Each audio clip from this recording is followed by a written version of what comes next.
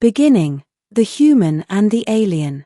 The stars stretched endlessly beyond the glass dome of Outpost Venera, a lonely research station orbiting the gas giant Alaris 9. Commander Ethan Hale, a human xenobiologist, had been stationed there for 7 months, long enough for the silence to begin speaking back to him. The outpost wasn't empty, though. Among the scattered crew was Lyra, an alien envoy from the Alindri, a luminous, almost ethereal species that shimmered faintly beneath the light. She wasn't just a scientist. She was something more: calm, graceful, and terrifyingly perceptive. Her golden eyes seemed to see through lies, through fear, through him. When Lyra first arrived, she barely spoke to him. Humans fascinated her, but their bluntness, their humor, their chaos, it all confused her. Alindri were creatures of reason and telepathic harmony. To them, humans were unpredictable storms wrapped in fragile skin.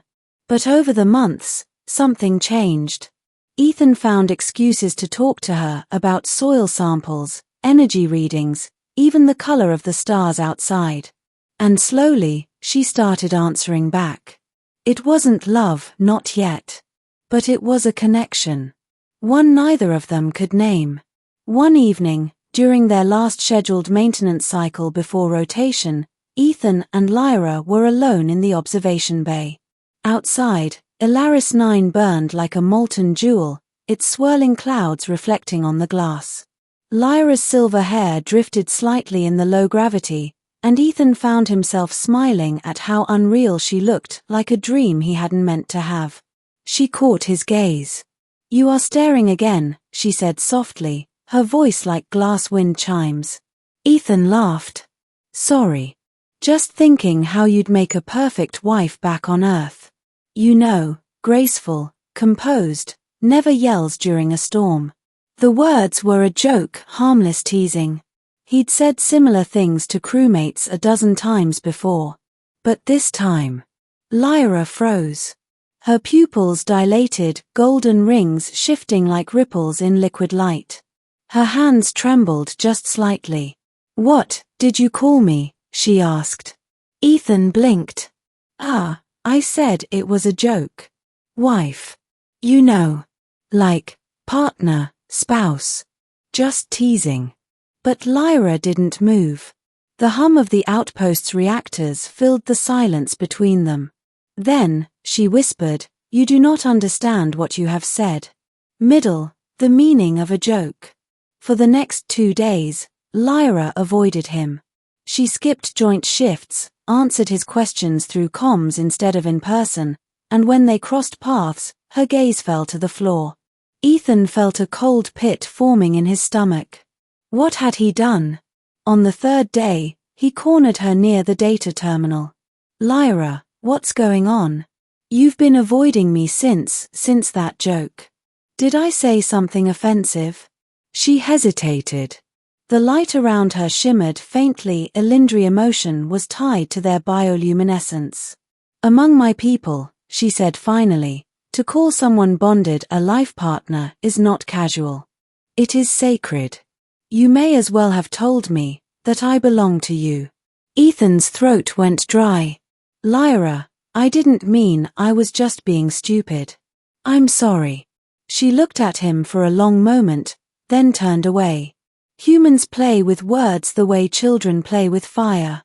You speak carelessly, and then wonder why others burn. The words stung. But beneath them, Ethan heard something else: hurt. Not anger. He tried to move on, but something between them had shifted. That night, while the others slept, the station shook, turbulence from Alaris 9's magnetic storms.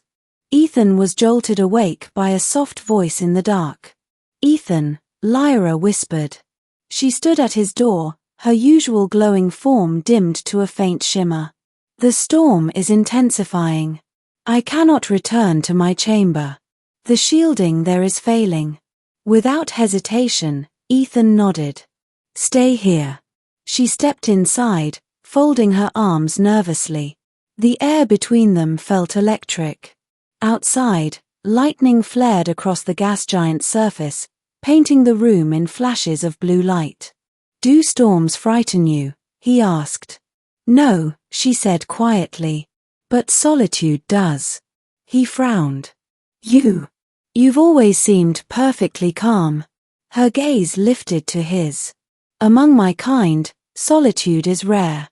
We are connected, always aware of one another through the energy currents. But here, among humans, I am alone. It is like floating in darkness." Ethan hesitated.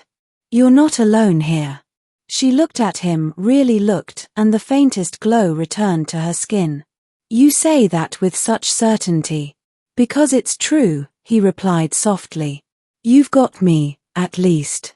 Silence. Then a whisper. "Then you meant it." "Meant what?" "When you called me your wife." Ethan froze. "Lyra." But before he could finish, she stepped closer. "Do you know what it means, Ethan Hale, for an Alienry to be chosen by a human? Our history remembers only conflict, not unity. But when you spoke those words, my pulse recognized yours." Her hand reached for his, cool and trembling. "Lyra," he began, but the words died in his throat. Because in that moment, under the pulsing light of the storm, he saw it, the loneliness, the yearning, the desperate need to belong to something real. He didn't pull away. They stood together in silence as thunder echoed through the structure. Rising conflict, the warning. The next morning, the station's alarms blared. Commander Veris, their superior from orbit, had arrived unexpectedly with a small diplomatic escort. The Alienry considered this mission delicate. Any human interference in their sacred rituals was forbidden. Lyra withdrew from Ethan completely during the inspection.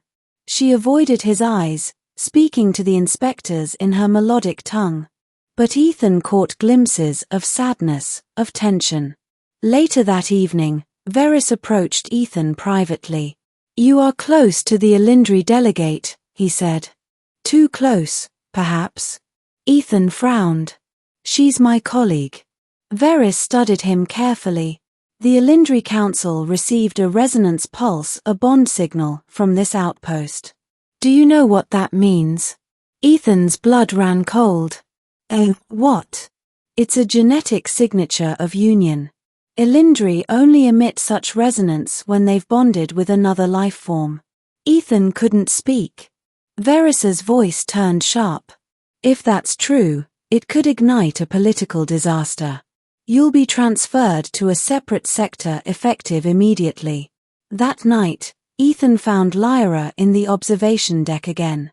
Her glow was dim, almost grey. "So it's true," he said quietly. "This bond signal." Her lips trembled. "It cannot be undone. You touched my hand during the storm. My body recognized you as kin." The bond formed. Ethan ran a hand through his hair. "Lyra, I didn't mean for this to happen. But I can fix it. We can tell them it was an accident." Her voice broke. "To them, there are no accidents of the soul." Lightning flared outside again, bathing them in color. "I will face exile," she said softly. "My people will believe I betrayed them for a human. But perhaps," she paused, her voice a fragile thread. "Perhaps I did." Ethan stepped closer. "Then I'll go with you." Her eyes widened. "You would leave your world?" He smiled faintly. "If my words caused this, then my heart should share in the consequence." Her glow brightened, a soft, trembling gold. "You speak like one who means what he says this time." Climax, the choice. Within a week, the Alienry ship arrived to retrieve Lyra. Diplomats spoke in circles, Veris demanded Ethan's removal, and the Alienry High Priestess announced Lyra's bond unnatural and forbidden. They ordered her to sever it.